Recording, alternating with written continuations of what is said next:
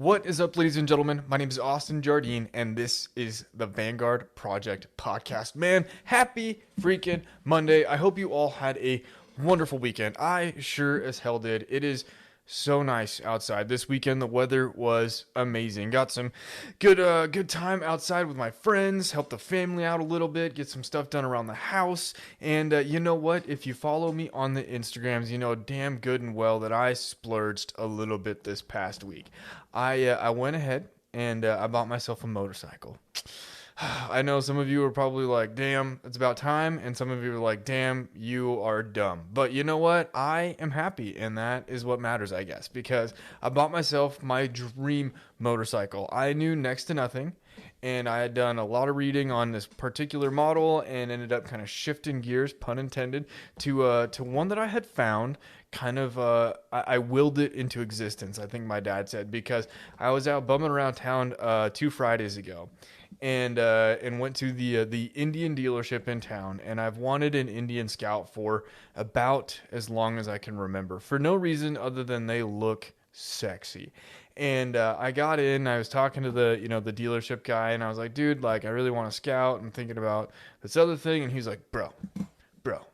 And he took me out to the parking lot, and he's like, I have this one Scout that has 2,000 miles on it. Never used. It's 2 years old. This is 2020, and it is in phenomenal condition. And he was like, I can't get new ones right now. Like, I mean, I don't even know what the waiting list is, basically. And I was like, oh shit, like I'm not ready, but I'm ready. And I've wanted a Scout. For so long. So I came home and, I was like talking to my dad about it, like trying to figure it out whether or not it was a good deal and if I should do it. And I didn't text, the dealership guy back, later that night. We were texting a little bit. And finally, Saturday morning, I get up to a text and I literally just put pants on. And the guy was like, dude, if I come down to this price, will you do it? And I freaking beelined it over there. So I've been scooting around town on my Indian Scout all week, and I am so freaking happy. I regret not doing it sooner. But that is like totally off topic, just a fun little thing that like I've been like binging on lately is writing. Like I've already put probably like 300 miles on this thing in like 4 days.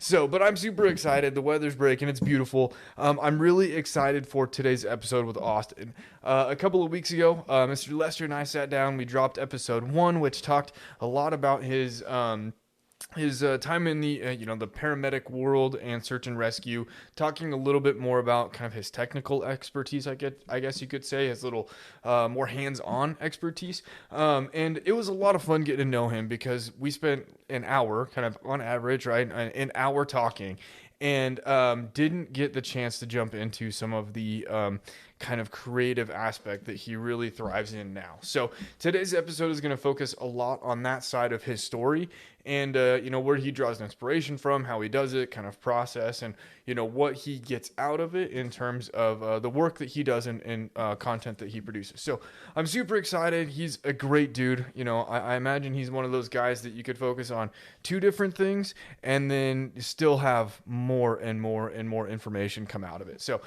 stay tuned. This episode is a ton of fun, but before we jump into it, today's episode is brought to you by Eberlestock.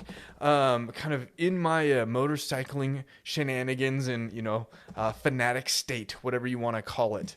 I still have been going to the gym, taking it to work, all this other stuff, and I needed a bag that I could keep all my shit together in. And I've been using my Eberlestock little brother. I think it's the G1 little brother, G2 little brother. And it is just about perfect. It's nice because you can get a rigid insert, so that way you still get a little bit of structure with it. But I can fit my laptop in it, my shaker bottle, my weightlifting belt, a change of clothes, and be ready to go, right? And that's been really what I've used, almost exclusively. I've got a couple of saddlebags, but that's mostly for either cold weather or rain gear. The rain flies and other stuff that you might need. But the little brother has been my go-to bag for my daily commuter. Like I said, I can fit just enough in it to get me through the day, including snacks if I wanted to. I don't know if I fit my lunchbox in it yet. I don't have to check, but either way, it carries everything I need to handle my shit for the day, which is great. So check them out. Give Tucker a call at the retail store. He's my best bud. I actually took my motorcycle down to him today so he could, give it a rip. But give him a call. Tell him the Vanguard podcast sent you. Get hooked up. I know it's bear season right now, at least up in Idaho, and go get yourself a frame.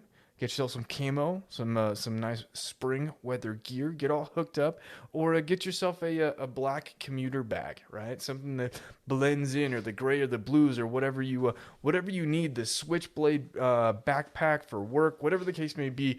All the goodness. But I'm gonna stop talking, and we're gonna roll a wicked awesome episode with Mr. Austin Lester.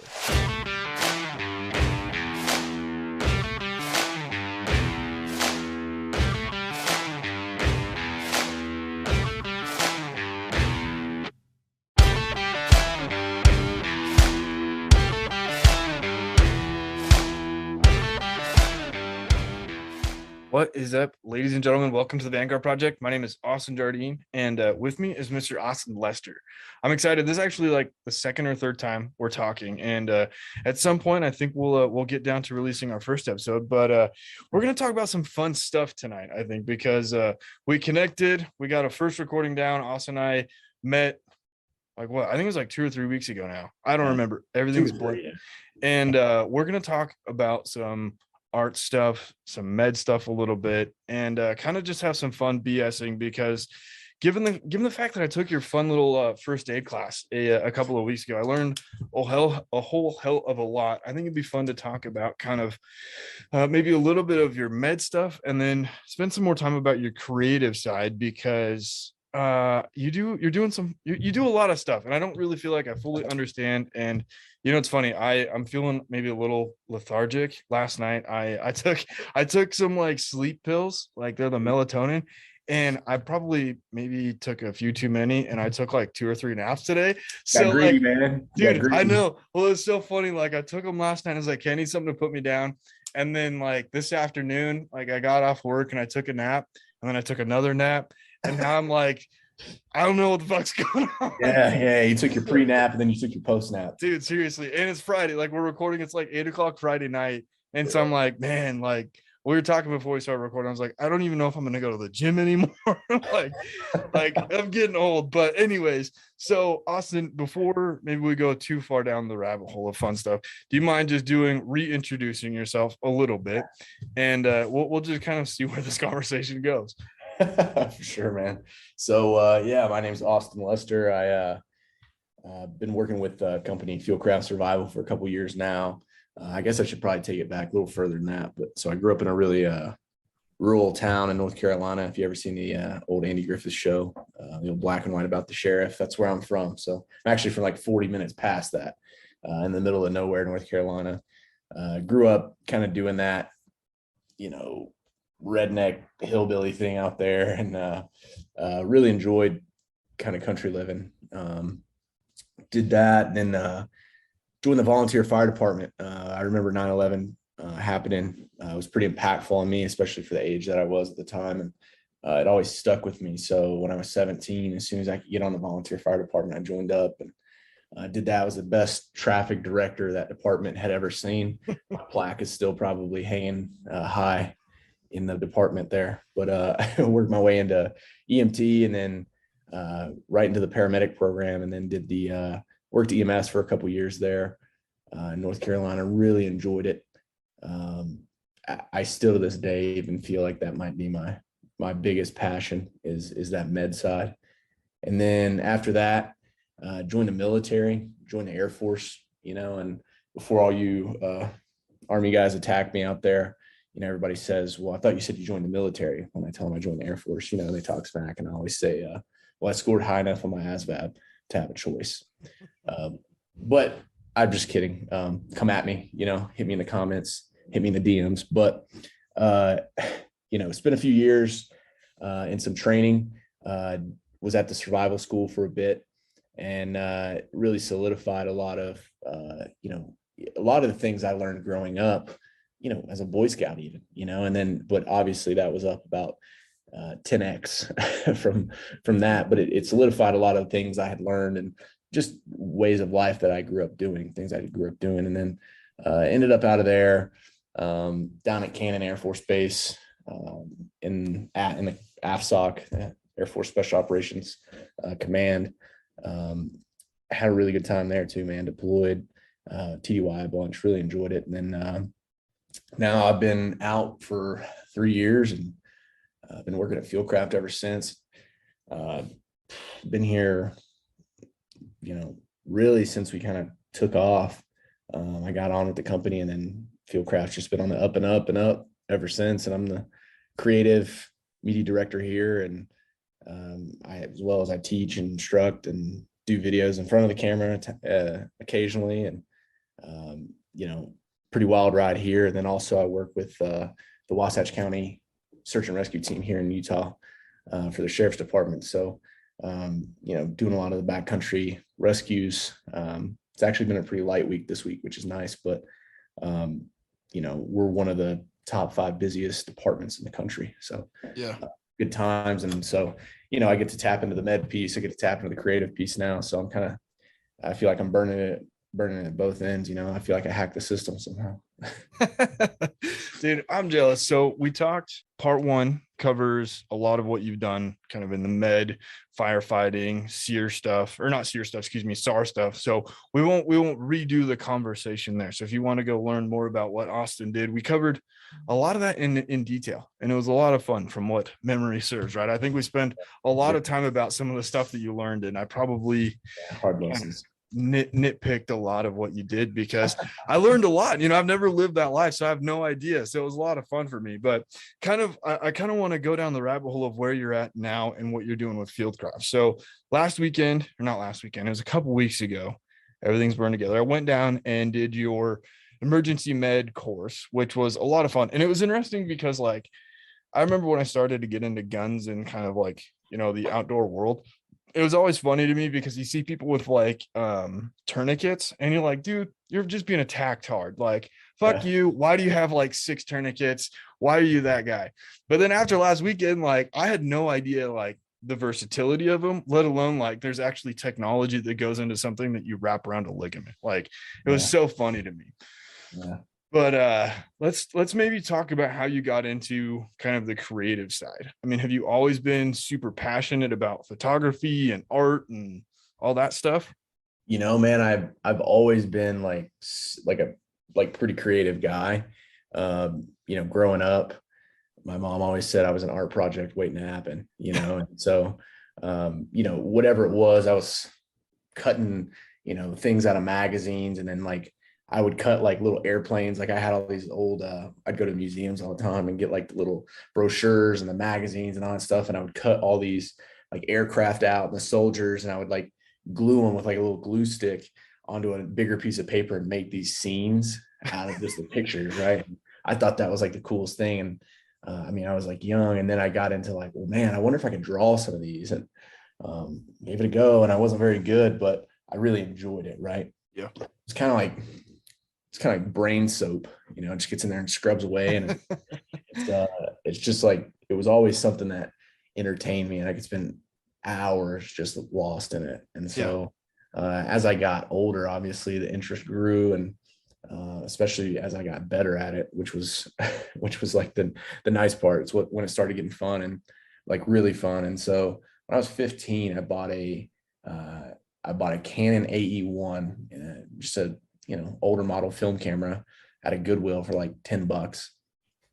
Went and bought a roll of film, and dude, a buddy of mine who also was another creative kind of guy, he and I were skateboarding at the time, really into skateboarding. And so that whole era of skateboarders, the fisheye lens, filming the skateboarders all down low angles, that whole thing. And so that was just kind of in my head as the constant. And at the time, the music that I was into, I was always pretty musically inclined as well, and played guitar and drums and stuff like that. So I was just so involved in that community of where music was really predominant as well. And so that whole thing influenced me really heavily. Yeah. So got into photography, got into some other forms of art, ceramics, sculpture, the whole thing, right? And I just kind of dove in and learned about really what was all out there.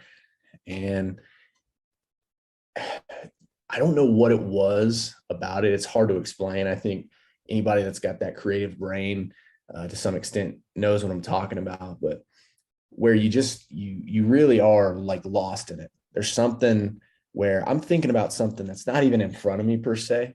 Thinking about something completely else, but it's a lot deeper than that, you know. And it's kind of like fishing, right? Like you go fishing, is it really about catching the fish, or is it just about something else and being Right. out, right? So it taps into that same piece for me, and that's what I learned, you know, as I got even older and really got into the outdoors, got really passionate about it. Those things somehow are intermingled for me, Hmm. and I get that kind of passion from the creative side. And you know, didn't really touch a camera a whole lot after I got that film camera, other than a video camera to film skateboard videos. And finally grew out of that. And unfortunately, the skill set just wasn't there. Yeah. Yeah. So, you know, and but pursued a lot of other stuff. And then it really circled back for me. I was on a deployment, and I was in Afghanistan, and it was really, I don't remember what it was that re-sparked the interest, but you know, I was going a lot of cool places and going TDY and then deployed. And it's like, man, there's so much cool stuff that I wish I could just show people. It's like, I guess I could get a camera. Right. And so started doing my homework and didn't know anything about DSLR cameras, mirrorless cameras, you know, full frame cameras, anything like that. And so I was like, well, what's the whole deal on this? And, you know, just when I had little bits of downtime here and there on my deployment, I would research something and try to find out about it, and finally settled on the camera I wanted to get, which, you know, being a E5 in the Air Force doesn't really pay very well. So got like a nice little budget Canon SL2 camera.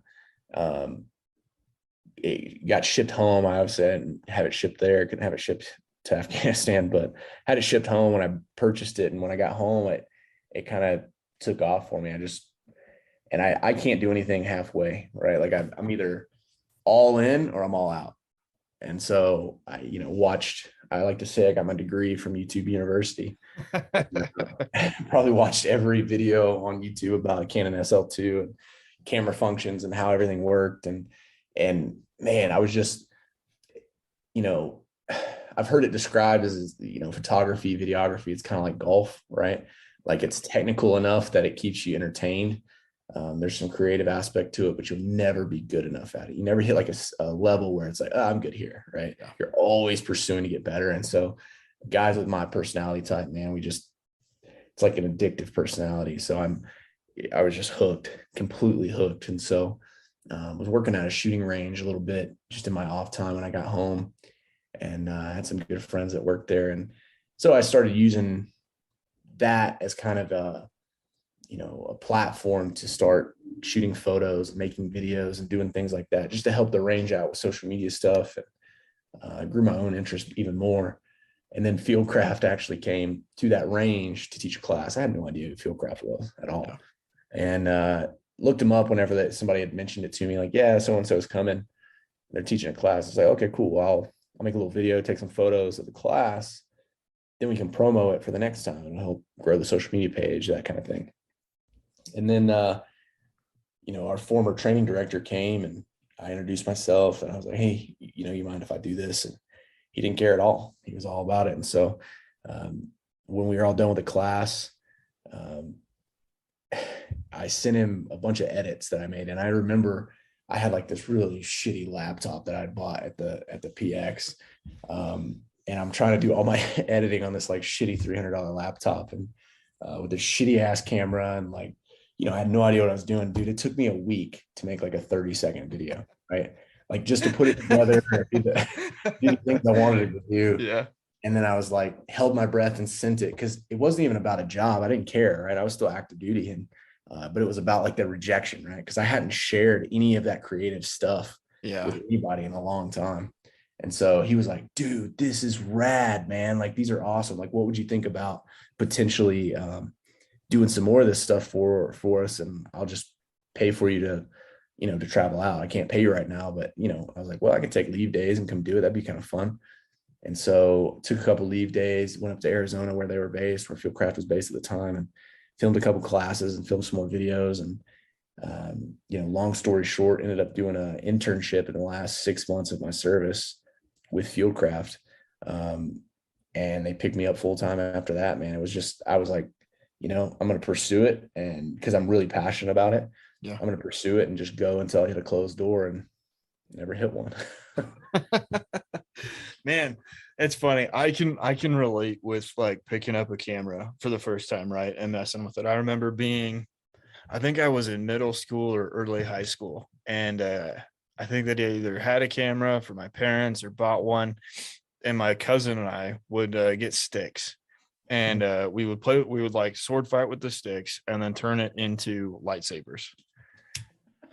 I remember doing that. I remember, I'd have to ask my dad, but I think somewhere he's got the quick time video of my cousin and I beating the shit or pretending to beat the shit out of each other with fiberglass stakes that we turned into lightsabers with sound effects. Dude, if you don't post that, it didn't happen. I'll have to find it. I think he's got it. I'm gonna have to ask. But yeah, I vividly remember like working and it taken like a week, right? Because you have to go frame, like it was one of those, like you had to go frame by frame to like move it and like do this still. Yeah. But yeah. But when you got your first camera, man, or when you first, I guess, started to get into it, I know that you mentioned that it was, it's not necessarily about working on what's in front of you so much as like kind of getting lost in it. Was there something like during that time when you started to get into it that you were trying to like figure out or share or explore? Yeah, it was really, and I would still attribute probably any of my success, whatever you define success as, but, I would attribute what I would define as success as by making a living doing it now is to having just a unique perspective, man. I'm not like a technically sound media guy, right? Like you could come in and talk to me about megapixels and talk to me about camera specs and talk to me about frame rates and shutter speeds and all that. And sure, like I know enough to get by, obviously, but I'm not one of those technically super sound guys. I'm not a camera nerd. I don't, geek out on features. I just want the camera to do what I need it to do. And Sure. I would attribute, like I said, a lot of it to just having a different perspective than someone else. But I've always kind of seen things that way. And so I always just envisioned, well, if I was going to draw this picture, if I was going to paint this picture, because that was something I was a lot better at and I enjoyed doing. So if I was going to paint this, what would it look like? If I was going to draw this scenery or this person doing this thing, how would I draw them doing it? And so that's how I approached photography. And I was like, well, it's kind of the same thing, right? Well, I was wrong. It's not 100% like that, right? However, applying that creative piece and the way that my brain works to it, I was able to pick it up, I think, faster because of that. And I actually hated photography when I first tried it again digitally.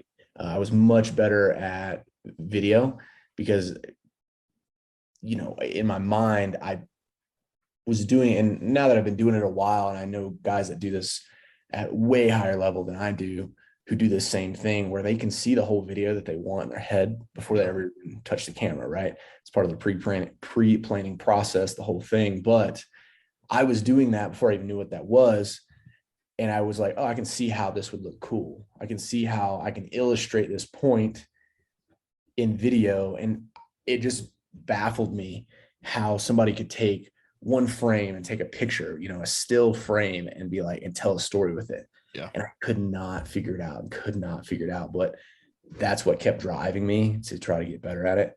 And then finally I don't remember if I watched a video, if I heard somebody say it, but it just clicked for me. And I'm like, I went back and looked at a bunch of drawings I had done. And I was like, what are the common things here that I'm doing in a drawing that I'm not replicating in a photo that make my drawings at least somewhat good and all my photos suck? What is going on? And I finally realized it was really in the depth, right? Like I would take a photo of someone or something and it was very just flat because there was no reference, anything around it to give you an idea of scale, give you an idea of angle, give you an idea of whatever. And so I realized in my drawings, I had a foreground, the subject, and then the background. Mm-hmm. And I would always put something between the viewer's eye of someone that's looking at the picture or looking at the illustration, the drawing, the painting, whatever. And I would put something between the eye and the subject that filled the frame. And I didn't know any of those technical terms. I didn't know any of the technical things growing up, or even until I finally pieced it together and looked up and researched what it was. But Yeah. and then I was like, oh, let me do that in a photo. And when I started doing that, it just clicked for me. So I was like, oh, cool. Something in the foreground, the subject, background, something in the foreground, subject, background. And I just did that at different focal lengths with different, try to get creative in the way that I did it.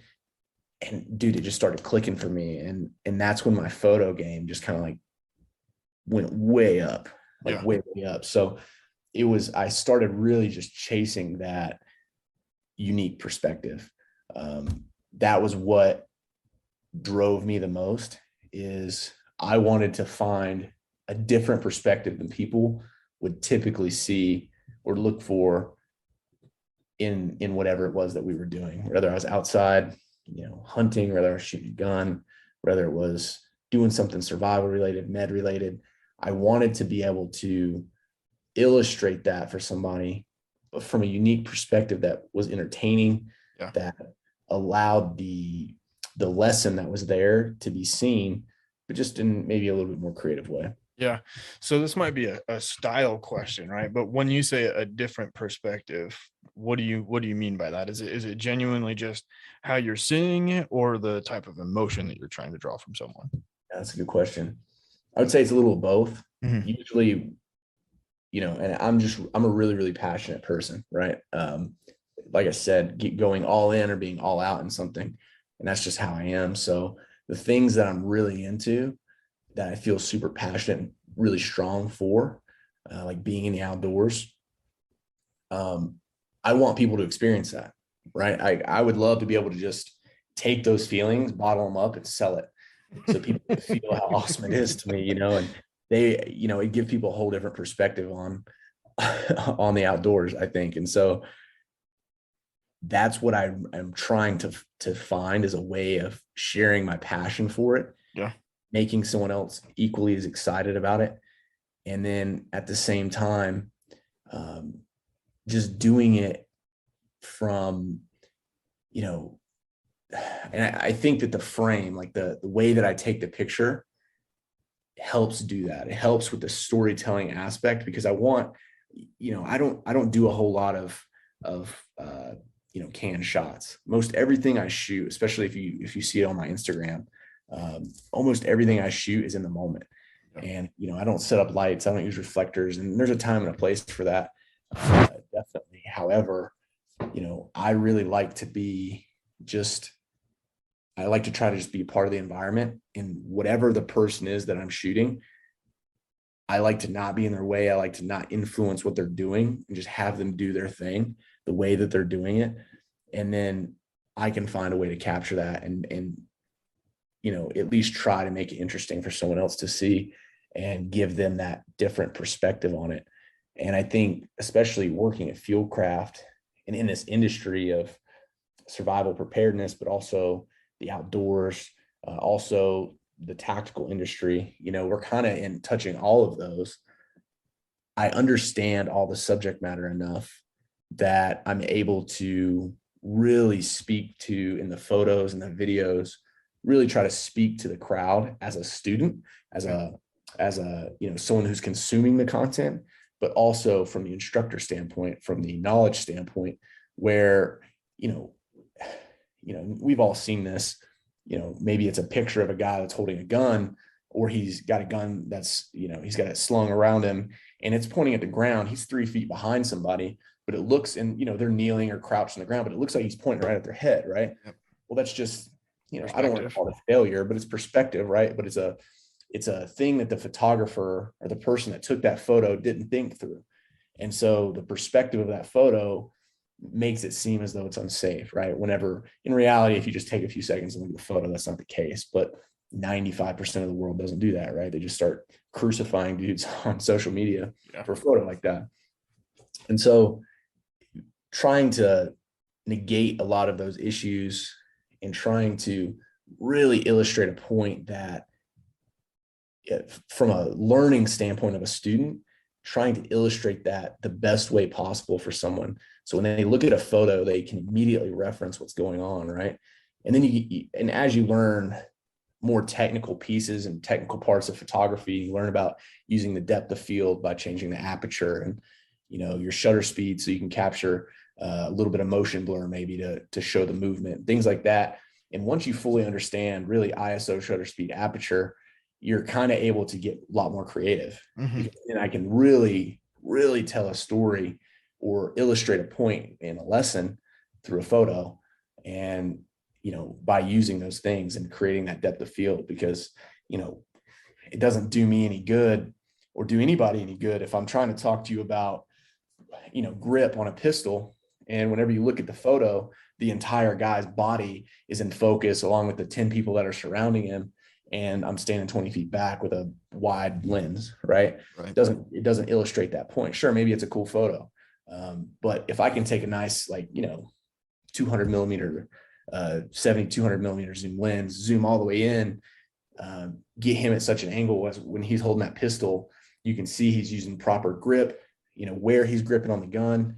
You can see I have just enough of the background for there to be enough context in the photo for you to see that there's students in the background of that photo. In the foreground, there's actually, he's shooting from down low and you can see a guy's holster on his hip that's just out of focus in front. And then you can see the guy's hands perfectly sharp in the photo, nice and tight grip, really properly done. And you see the students in the backdrop of that. And then you can capture that shell casing kind of flying out as he's taking a shot. And it's like, I'm thinking about all those things when I'm taking that shot. And sure, some of it's just about looking fucking cool, right? But especially from the perspective of fieldcraft and what we're trying to do and what we're really about and teaching and putting that preparedness aspect out there for people to learn from, it's important for me and my job and my team's job in media to capture that appropriately and really illustrate that. So that's something that really drives me a lot in finding the correct perspective or a unique perspective. Yeah, for sure. And it maybe another kind of style and or planning question, right? So living in the moment and taking those pictures and capturing kind of the experience as it happens, how does that tie into your pre-planning process, right? Yeah, that's a good question. So a lot of the ways that we do things with the company and the way that, I think a lot of us that just spend time outdoors do is, there's a fairly significant amount of planning that goes into a trip. Let's just say it's a weekend trip with some friends, right? Like, let's just say you and I are going to go out and, we're going to go try to find some sheds, right? And we'll be up in your neck of the woods. And, so the terrain's pretty steep. We got all these things to consider. We're thinking about the weather. We're thinking about the clothing we're going to take. We're thinking about the pack we're going to carry, thinking about the food and water we're going to need, the shelter considerations, all these things, right? There's all this planning that goes into it. Well, I could definitely say, okay, cool, I need to get these shots, right? And let's just say that we're trying to highlight some product. We're trying to highlight, our friends at Eberlestock, right? And we got some mutual friends there and love their gear. I love their stuff. You love their stuff. It's good stuff. And so we're like, hey man, we're going to take some photos. We're going to capture this gear. We're going to go collect some sheds. We're going to have fun. Well, if I then come in on top of all that planning that we already have to do for this weekend trip, just to be safe and do it the right way and to be the most successful in what we're trying to accomplish, then if I come in with another 2 hours of a plan of us sitting down, I'm like, okay, cool, I have to get this shot. I got to get this shot. Like, it's got to be just like this. I need you to wear this boot. We're going to do these things. I need to splash a little mud on your pants, like right? It kind of robs a little bit of joy from that experience. Yeah. And there's a time and a place for that, right? Especially if I'm trying to be, cognizant that I have to get specific shots for a marketing purpose or whatever it is from a professional standpoint. But I can get pretty effectively 95% of the stuff that I need by me as the creative, just assuming the responsibility of keeping my eyes peeled for those opportunities. Mm-hmm. And then also just when you have guys that are good at what they do, they don't need to be coached. You just let them do whatever it is that they do. And then it's your job to capture it. So if we go out on this weekend trip, I'm saying, okay, cool. I'm just cognizant of maybe the product and saying, hey, cool, let's put on this jacket.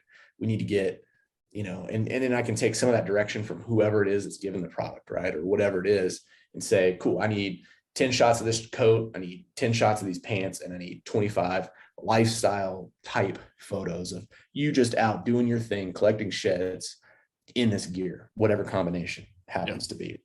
So I'm just cognizant of that. Hey man, let's start out. I'm going to have you put on this coat. I'll shift up focal length. So I'll go from almost all my photos are shot on 2 lenses, 24 to 70 or a 70 to 200, 2.8, both of them. And that's what I shoot probably 98% of all my photos on. And all I'll start to do is kind of change focal lengths. I'll change the depth of field. So depth of field, what that means is just think of like the blurriness that's in a photo, right? If you see a good portrait where you have somebody's eyes that are really sharp and their face is really sharp in focus, and behind them it's kind of blurry, it's called bokeh, right? Well, you're playing on depth of field. In other words, it's how much of the frame, how much of that scene is in focus.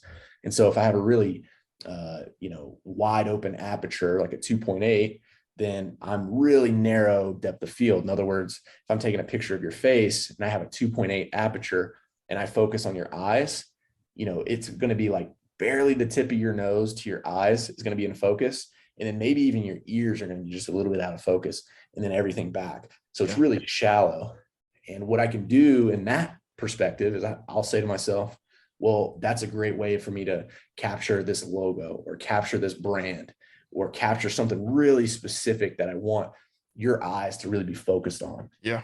First, if I want to paint the picture of, hey, this is the thing that we're out doing, and you're walking up on this cool ridge line with the trees overlooking the sun coming up over the horizon, and I can get my camera out and, go to a wider focal length, like a 24, and open it up and you can really see the full landscape.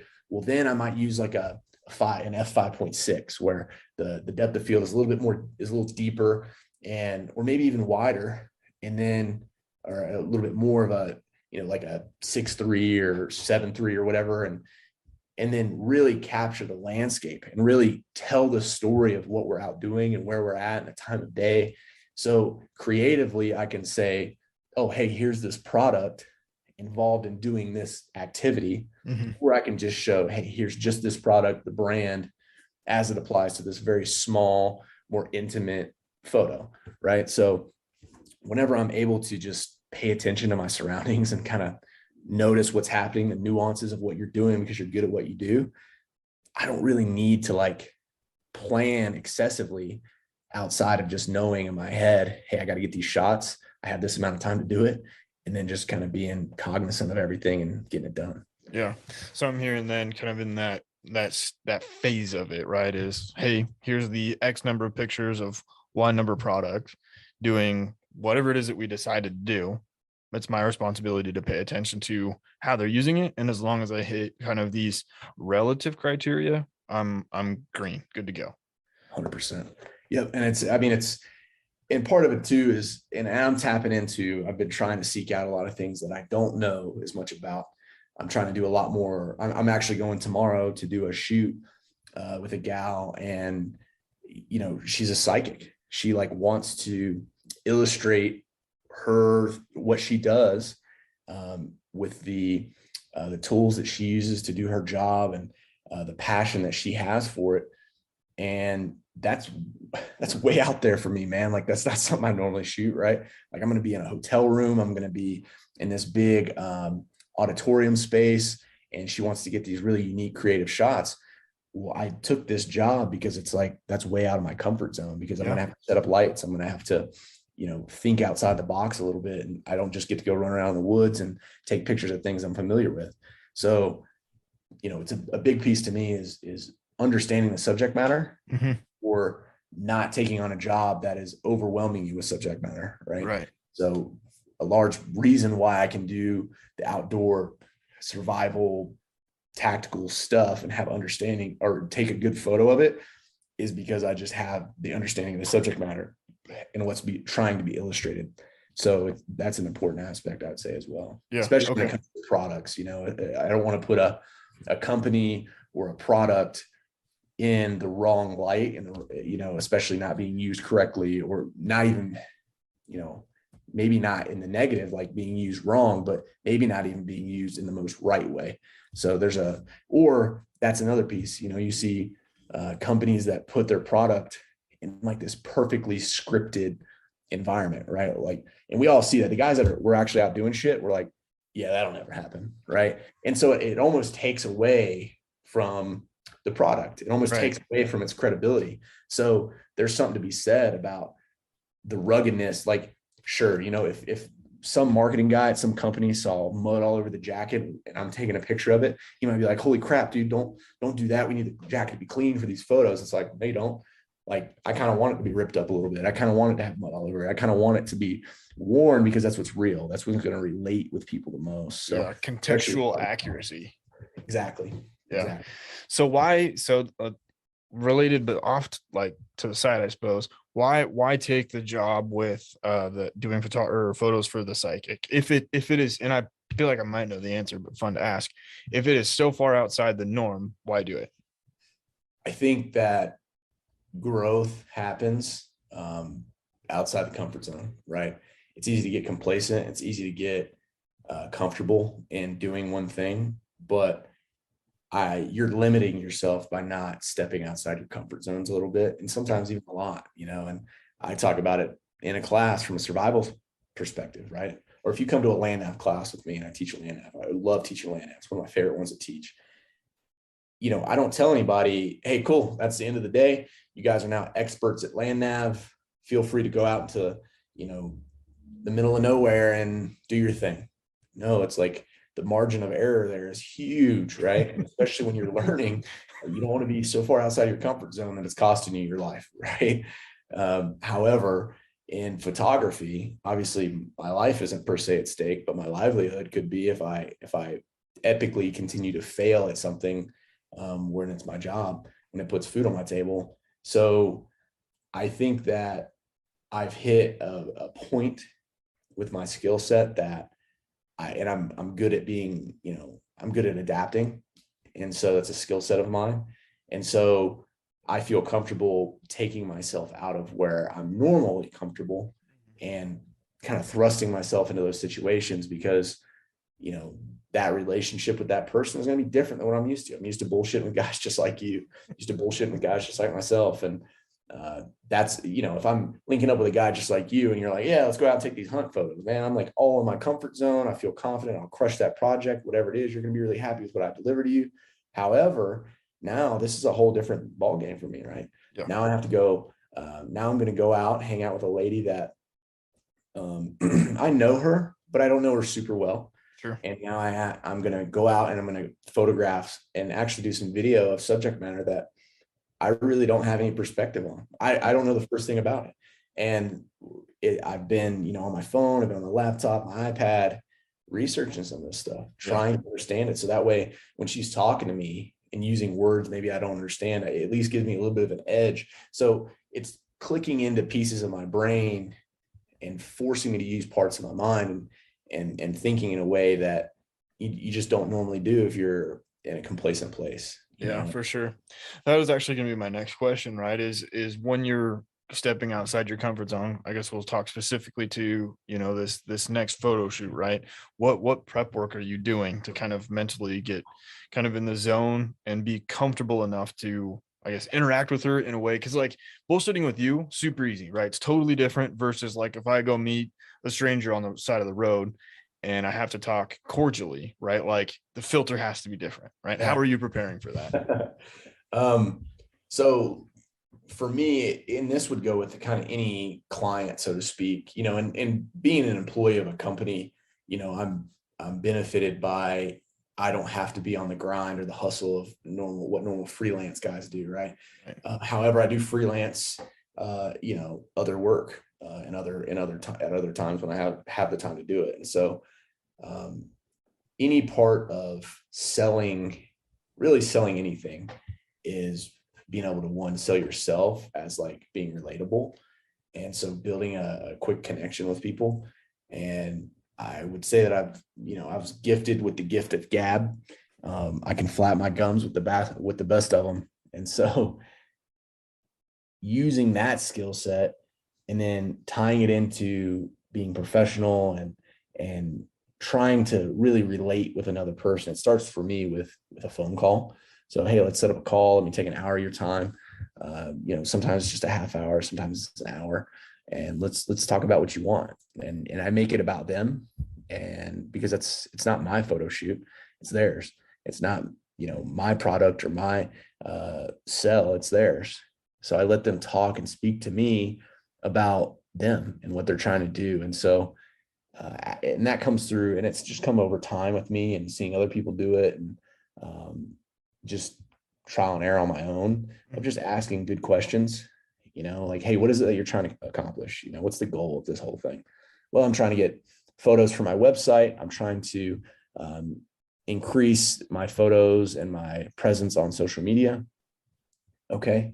I'd really like to do some videos on talking about what it is that I do. All right, cool. So there's some goals. So you want some photos to illustrate what it is that you do creatively, and you want some videos where you can talk at a high level about what it is that you do. That is not people putting their guard up, right? That was one of the things that this gal said specifically to me. She's like, when people hear the word psychic, it gets kind of weird, right? People get this weird feeling about it. Well, I want to be able to talk about it and people not immediately put their guard up. I was like, cool. That's a good thing to do. And so I just take notes while I'm having this conversation. And then the other thing that I ask is I'll ask, well, what does success look like to you? Yeah. Right? What's the success criteria here? And so, the success criteria for the shoot is having enough deliverables to her that she can use them for the next couple of months. Like she said, quarter, I believe is what she said, for the next quarter, and not have to deviate from her posting schedule or from being able to put new content on her website. I was like, okay, cool. So how, and then that leads to a series of follow-up questions. How often you plan to post? What's the variety of things that you want to post? So on and so forth. Get the answers to those questions. And then I have to take what information she gives me and plug it in with the data that I know about myself. Okay. So I'm like a 1-to-10 ratio guy, right? For every 10 photos I take of something, I'll usually get one that I'm like, okay, cool, that's a good one. So I will, on any particular thing, let's just say she's trying to illustrate 5 different tools, right? I'll take 25 to 50 photos of each of those. So that's, 2 to 5 photos of each thing. So if I do that, I'm looking at 5, 10, 15, 20 photos if I'm if I'm on a hot streak, right? Sure. And that's after shooting 200 photos. All right, cool. So that's 200 photos. That's probably going to take me, let's just say it's 5 minutes between each tool. It's going to take me 15 minutes each time. That's an hour and a half right there. So that's an hour and a half of time to get through 5 tools that she's using, trying to illustrate. And that's assuming that we're moving quickly. So I'll just go ahead and throw 2 hours on that. And so I have to be balancing all of that, of her expectations on what I know about how I shoot, the criteria around all that. So when she says, well, I need enough photos to fill my feed. Okay, well, how many is that? If I give you 50 photos, well, 60 photos would be 1 photo a day for 2 months, right? So that's not enough for a quarter. So now I'm thinking, okay, cool. What do I need to add to this, while also balancing the time that I need to film these interviews for her? And so because obviously as a client, she has those questions. Well, how long is this going to take? How much is it going to cost me?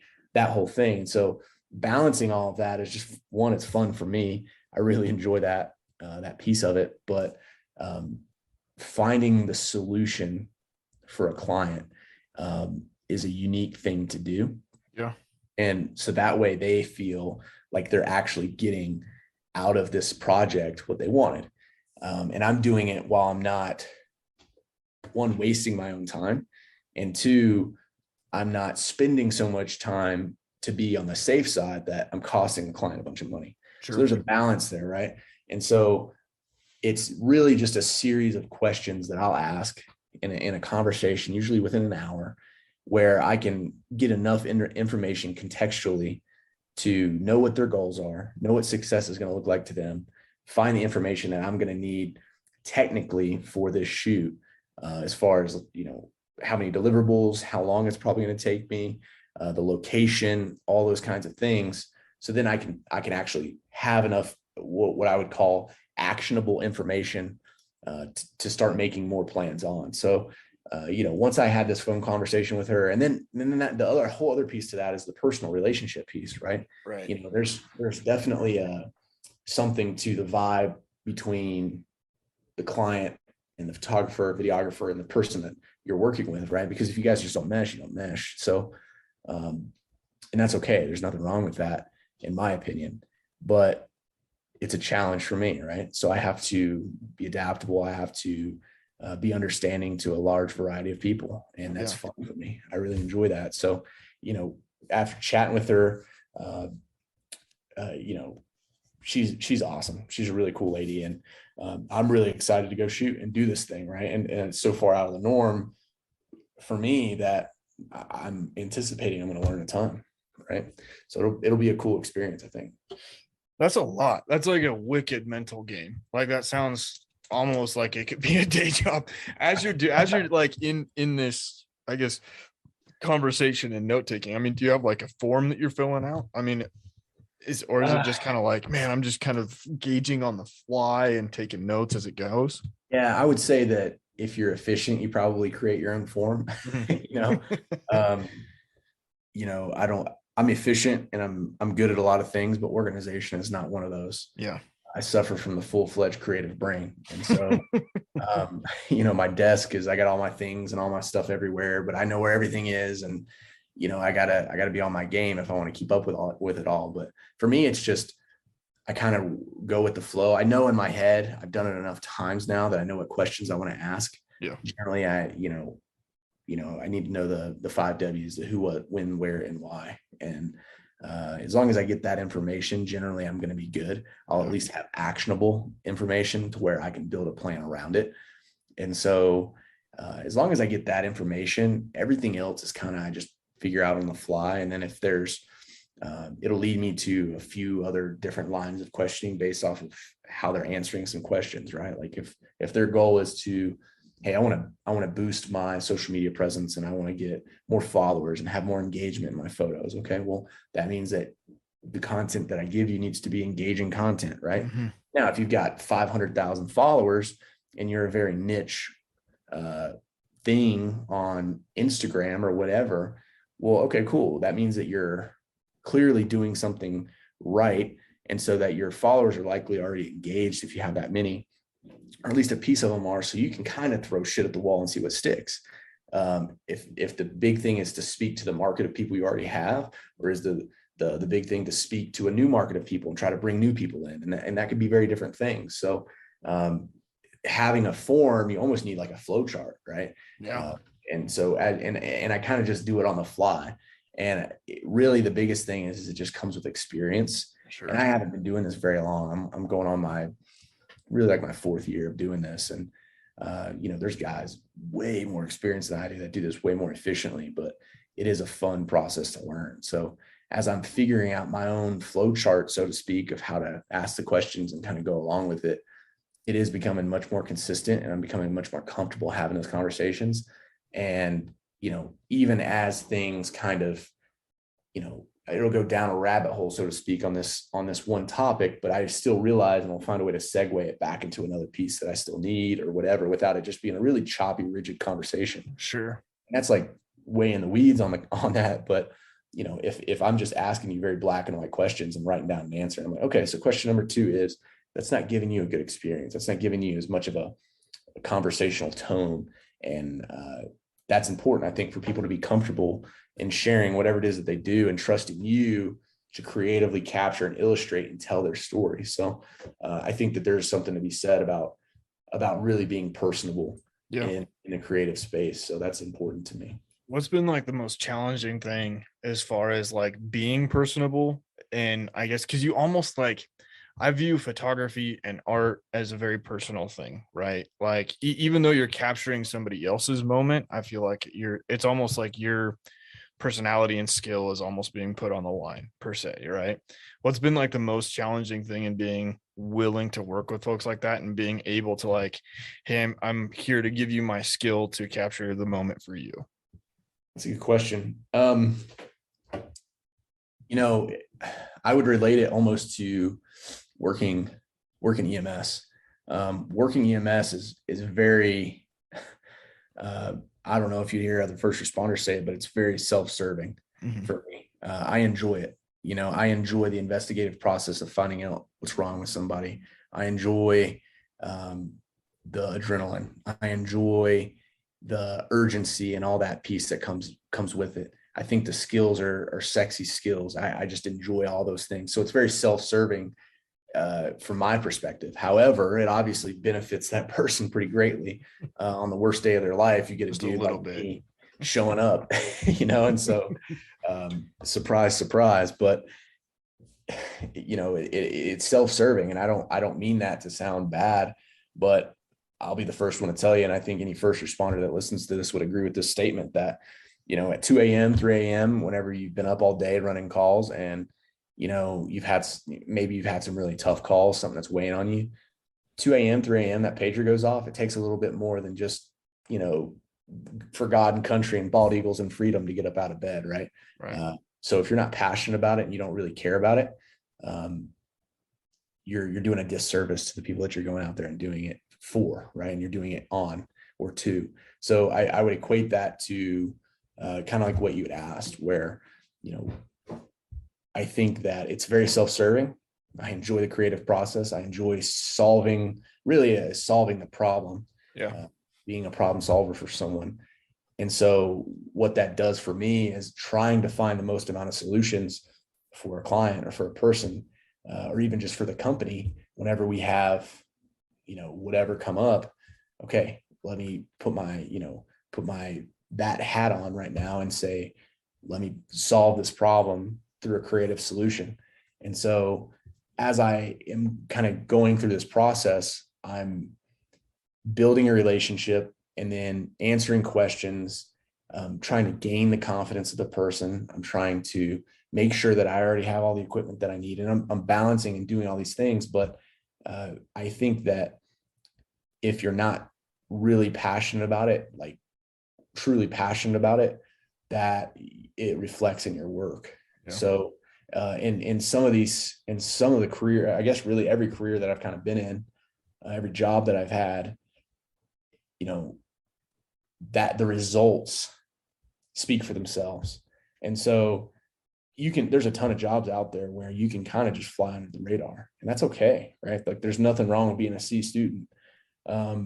But there's some jobs where flying under the radar, so to speak, won't cut it. And something creative really, to me, isn't that.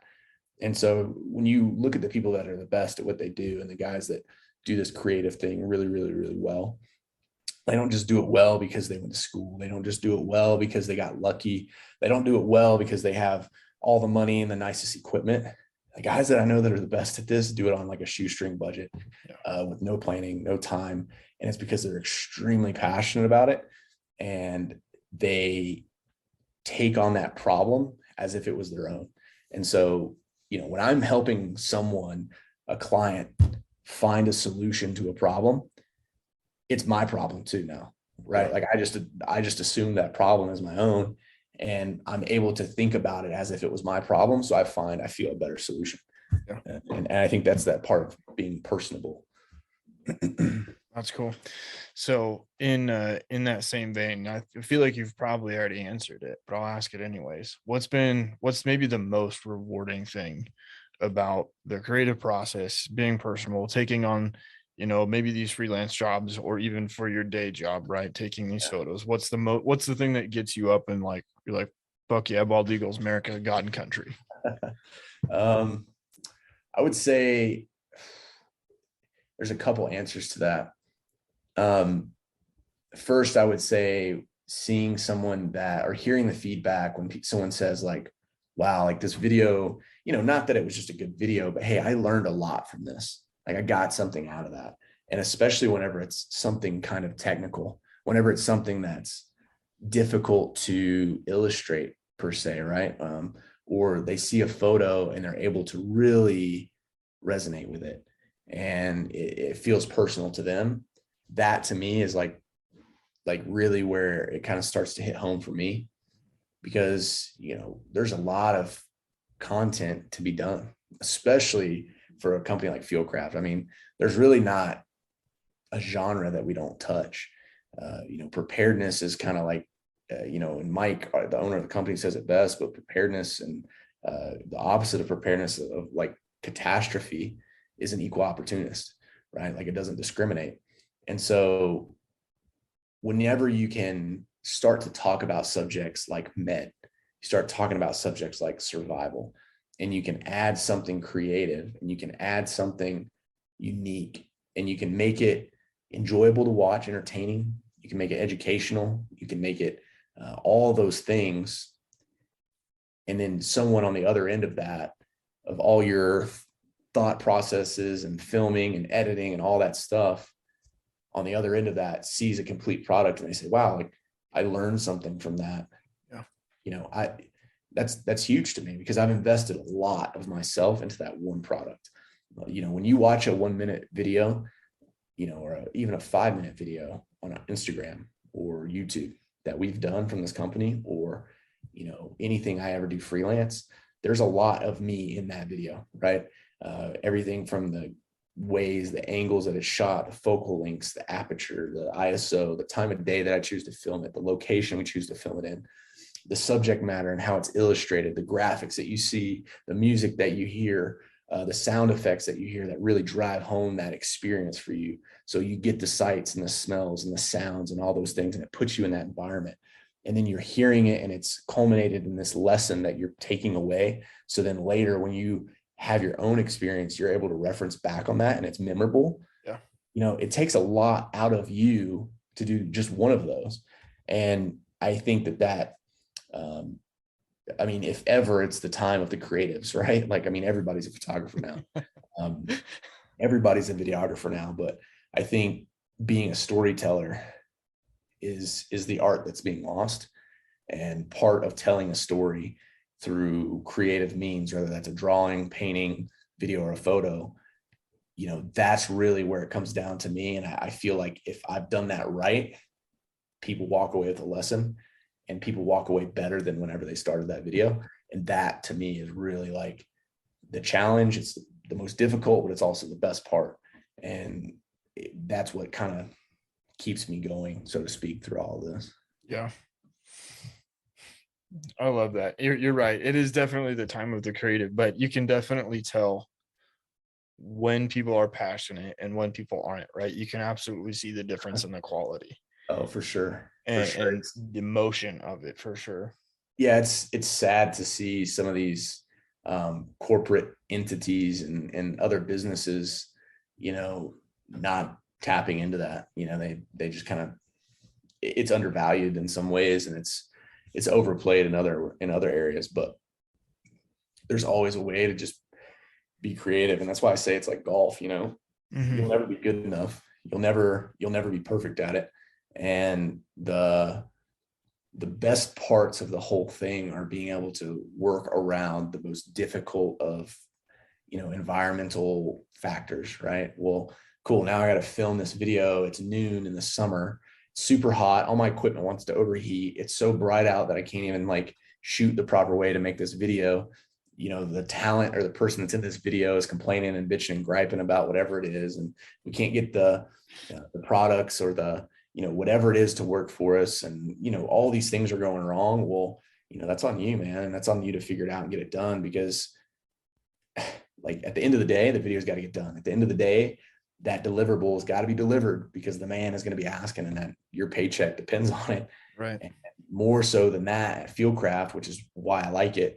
There's people out there that are depending on that content to absorb it and to take those lessons. And, it's really been impactful for me to, over the years working here, get feedback from people that say, hey man, that video made a huge difference. And I was able to like, overcome XYZ because of that, and so that's a big deal, and I think a lot of creatives might not get that opportunity.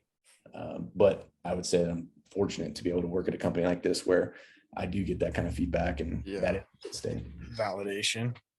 Yeah. 100%. So, as a guy that more or less makes a living, doing this, and whether that's freelance or as a job, what has been maybe the most helpful or you wish you would have known, or advice you could give to somebody that wants to break into the creative world as a livelihood? Yeah. Um, I'll be transparent with it, and it's something that I deal with that I've got to be aware of, but it's humility. Um, Dude, I walk a fine line between confidence and arrogance every day of my life. And, it's, there's something to be said about it. Being confident, because it does help you in a lot of ways, man. But being overly confident is definitely something that will hurt you. And I through exposure, um, just through doing it every day all the time is the only reason that I was able to progress in a short amount of time. Um, I think I had a natural knack for it.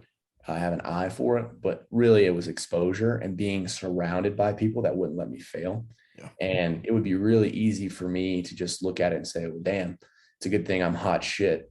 Right. Like when I got on with Fieldcraft, I think we had like 15 or 16,000 followers. I can't ever exactly remember, but on YouTube, right. We had, I think 60 or 70, 80,000 or something, maybe 100 on Instagram, which is a lot, right? But I got on and we started doing videos and more videos, and I was able to implement at least some consistency in the way that we did content, the way that we actually executed it, and how often we were putting it out there.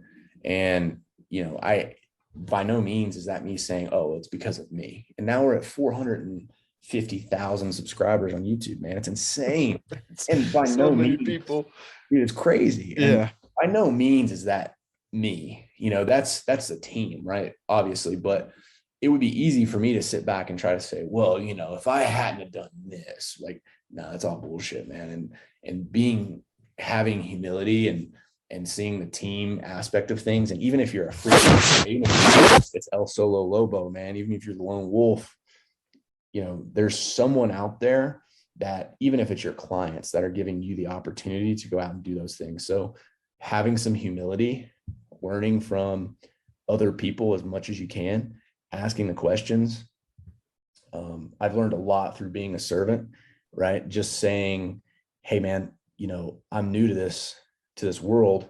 I would love to just come be a second camera for you, or just bring my own camera and observe what it is that you do in your workflow, and let me just, run and grab batteries for you. Let me run and upload content for you, or whatever it is. And, there's been times that I've spent my weekends helping other videographers or other photographers or whatever, just so I can see their workflow and learn little tidbits and little nuggets from them. And I still do that. I still am reaching out to guys on Instagram, like, hey man, if you're ever around, I'd love to go out and shoot with you and just be a second camera, because I'd love to see your workflow.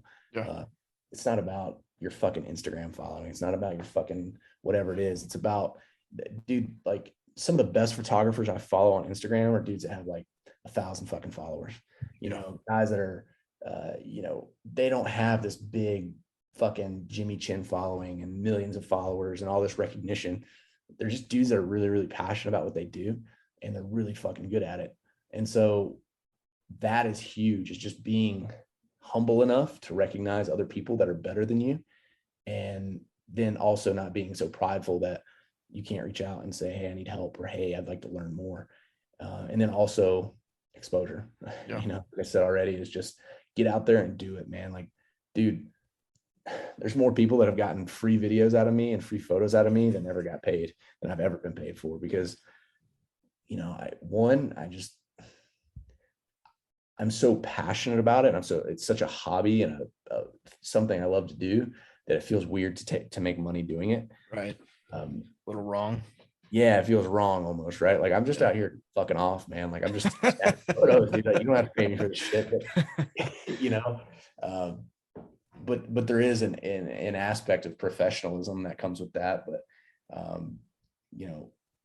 just exposure. Just get out there and do it. Not everything's about the bottom dollar. Not everything's about making a buck. Not everything's about the recognition, man. Like, dude, I'm not going to name names, the guy knows who he is, and I doubt the other person remembers me, but I shot photos for a UFC fighter prior to like a huge fight, and his manager hit me up and was like, "Hey man, I'd love for you to shoot these photos, maybe do a little video. I'd love to do this. We'll get you paid. This whole thing, right?" And I was just like, "That sounds like a great opportunity, man. I appreciate that. I'd love to do it." Went to the gym, spent 4 or 5 days of my time kind of following this guy around, snapping photos. Went to the gym a handful of times, filming clips, made a couple of different edits, sent over these photos. Well, now these photos and this video are floating all over the Instagram, and they're being used, and they're pretty popular for the products that are on that guy's body. They're really popular for this manager, and he made a bunch of money off of it. And I never got a dime. You know what I mean? I didn't even get, I got zero recognition. I got none of that. But you know what it's not about is the recognition of the dollar signs, man. I was a little jaded at first, but that humility kind of kicked in, and I was like, well, I got the opportunity. I'm now better for having that opportunity. And now I even know how to have that conversation in the future where I can potentially not have that happen, and so I get the satisfaction. There's a handful of guys and some of my buddies that know that I did those, and it's cool to see it. And I'll still see some of those photos floating around the internet, and like some of those clips have millions and millions of views, dude. It's insane. And which is cool, but it was about the opportunity. It was about the exposure, just getting out there, doing it, putting myself out there to do it. Cause I had no idea what the hell I was doing. I'd never shot a video inside a gym, and I think I filmed another video inside there for a buddy of mine, Dan Moret, who's a UFC vet and a pro fighter right now. And, I've got his videos on my Instagram, and he's got them posted up on his Instagram. And, I learned, so his video is kind of cool. This other guy's was actually not as cool in my opinion, but it's got millions of views, but it still served me in other ways. And now if I ever am in that opportunity again, I have that to fall back on, Yeah. So in a situation like that, maybe for somebody that might be gearing up to be in a spot like that, what would you have done differently? And we can definitely defer somewhere else if you don't want to go down that path. No, I think I would have. I didn't even know the questions to ask at the time. Mm-hmm. I think I tried to. I counted on the relationship portion of it and not the business side of it enough. Sure. Because at the end of the day, a business transaction, even between friends, is business, right? If I'm promising you a service or I'm promising you a product or whatever that is, like, hey man, I want to buy, that flag that's on your wall off of you. I'll give you $20. It's like, okay, cool. If I send you $20, I expect to get that flag, right? So it's like, well, if I'm like, okay, cool, man, like, here's what I'm going to do. Because what I didn't do a good job of is I didn't do a good job of giving exactly what the deliverables would be, right? Mm-hmm. So he said, well, what can we expect? I was like, I'll get you, some photos and a couple videos. He's like, okay, cool. That sounds good, right? If I had been very specific and said, hey man, I'm going to send you 30 photos. I'm going to send you 3 1-minute videos with an edit with music. Now, this is typically, this is going to shoot you the photo is going to cost you this much. The video will cost you this much. Now, because I'm having this opportunity, let's call it like this. If you're good with that, then he says, cool. All right. Well, I would have put that all in writing, put it into a contract and sent it over to him. Sure. I'm like, hey man, to whom it may concern, and send over that contract, say, hey, this is a follow-up on everything we talked about. Here it is in writing. If you're cool with it, man, just give me a digital signature and, we'll go on about it. Yeah. And so, that's the professionalism. That's that aspect of those things. And it's not even a big deal, because at the end of the day, you don't always have time to send up a contract to set something up. Right. But also, I think that I wouldn't have made any promises over the phone. I would have asked to have met him in person first. Mm-hmm. Because when you shake somebody's hand and you look them in the eye, there's a lot more accountability there, right? Talking over the phone or over the internet on Instagram is easy for anybody to do. And so I think I would have been like, yeah, man, let's talk about this in person. And that would have made it a lot different. And then like I said, I think getting it in writing would have been a big deal, but lessons learned for sure. Yeah. Okay. So other than this one experience, you talked about, kind of the community of photographers and being able more or less to job shadow folks. How has that been? Has that been something that's super easy to get plugged into and go be second camera, the gopher, battery guy? I mean, for people that are aspiring to get better, pretty easy to tap into other photographers or Yeah, I would say the creative community is probably the most chill community of guys. There's some guys some guys and gals that are very prickly about their shit, right? Like they have their own isms, they have their own ways of doing shit, and you're not going to hear anything about it. They're not going to talk to you about it. They don't want to discuss it with you, and that's cool. I get it, whatever. But to me, man, creativity is not proprietary. like uh, now, if you're telling me that your preset that you made and you designed and you want to sell it on fucking Etsy and make your $5 off of a preset pack, hey man, knock your fucking self out. But generally speaking, pretty by far and large, most of this community is like the most chill people, full of like the most giving and open-minded people that you'll ever meet. And so, you reach out to a guy on Instagram, assuming he sees your message and has time, he's probably gonna hit you back. He's probably gonna be like, dude, I'd love to have you out. I'd love, like, what questions do you have? And I've always tried to be that way.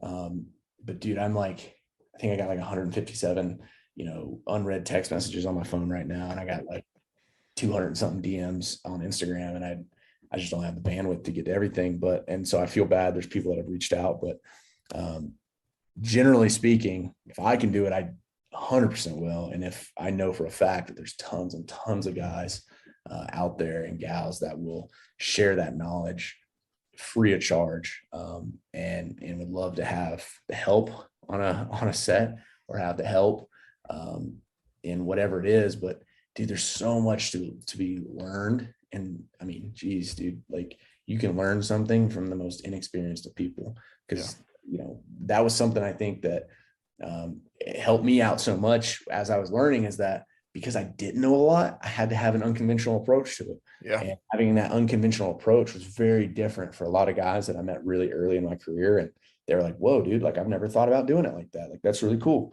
I'm like, well, I don't do it like that because it's some badass method of doing it. I do it that way. I just made it up. Yeah, I just made this shit up like 2 seconds ago. And now I'm just owning it, and when you work for a guy like Mike Glover, dude, like, you better do it with confidence, because he's going to call you on your shit. And it's like, he's like, are you sure we're going to be able to do it like this? I'm like, fuck yeah, dude. I'm like, let's go. You ready? And he's like, okay. And I'm like, oh shit, I hope this works. But it panned out. So I would say that that's like pretty typical, I think, of new guys, at least. But if you're curious about something, man, there's people out there that are totally willing to help. Yeah. Awesome, man. Well, we covered a lot. I think last time we talked a lot about paramedic stuff, firefighting, kind of everything leading up into the photography. Today we covered a lot of the creative side. Is there anything that we haven't touched on? I imagine there's a whole hell of a lot, but anything you feel like we glazed over for tonight? No, I think the biggest thing is, the barrier now to get into something creative, if you're interested in getting into it, the barrier is so low. Like, dude, you can go get an iPad. I mean, we were just talking about this before we started recording, is, like, I'm decent with a pencil and a piece of paper, right? But there's a skill set to, getting the right pencil and getting it sharp in the way you like it, and wearing it down in the right angles, and then shading with your finger and shading with a piece of paper, or, all these like little nuanced things that go with that kind of drawing. Well, dude, I bought an iPad, and I mean, you can have no skill set, and as long as you're creative, and as long as you have like the mind to figure out the programs and to understand different brushes and how they apply, dude, you can be a freaking digital artist in like a week. I mean, dude, and there's like unlimited resources on YouTube and all over the internet where you can learn step by step how to do something, man. It's insane. Yeah. So, if you're interested in doing it, like, damn, it's no more than like a few clicks of the thumb away from you being able to make money even doing this. And so when you start to explore that passion, if you have it, I mean, you can't fail. Yeah. That's awesome, man. Well, I appreciate you for round dose. Yeah. I enjoy talking. Yeah, man, me too. Too much. I think the creative stuff's fun, man. I'm really for the first time kind of been talking about it a lot more with people and really tapping into it because I mean, all the careers I've ever had, being a creative dude isn't the cool thing to do, right? Like when you're in a firehouse and you're talking about the picture you painted over the weekend, doesn't usually make you a lot of friends. So it's just something I've always done kind of on the back burner, but now doing it as like, a profession really, which feels very wrong coming out of my mouth, but it is a profession. It is something that I'm making money doing it. I'm making a living doing it. And so Yep. it is a profession. And I think profession isn't just about making a living, but profession is about the passion. Profession is about the, not necessarily always the skill level, but it's about the, there's like that aspect of just, God, I wish I had the words for it, but really the passion and the approach that go into being a professional that make all the difference. And so, doing it now and like, fuck it, it's cool now. You know what I mean? Like I'm going all in. So it's been fun to be able to talk about it, man. I appreciate it. Yeah, you bet. Austin, dude, once again, thanks for taking the time. It is always a pleasure talking to you. I will be sure to link your Instagram in the episode description. So everybody listening, please go take a look. I have seen recently that he's been up to some pretty awesome work. So other than that, I hope you all have a great week, and we will catch you next time.